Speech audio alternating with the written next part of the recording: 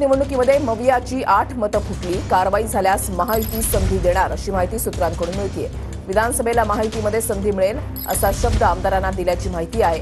विधान परिषद निवडणुकीमध्ये काँग्रेसची 7 मतं फुटल्याची चर्चा आहे आणि फुटलेल्या आमदारांवर काँग्रेस कारवाईच्या तयारीत आहे आणि त्यांना महायुतीकडून संधी मिळू शकते अशी माहिती आता सूत्रांकडून मिळतेय.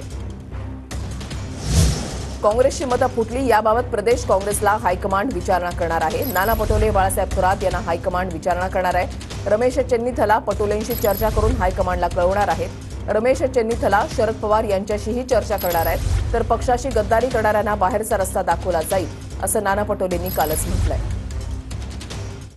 मतं फुटलेल्याचं जे तुम्ही सांगता आहे,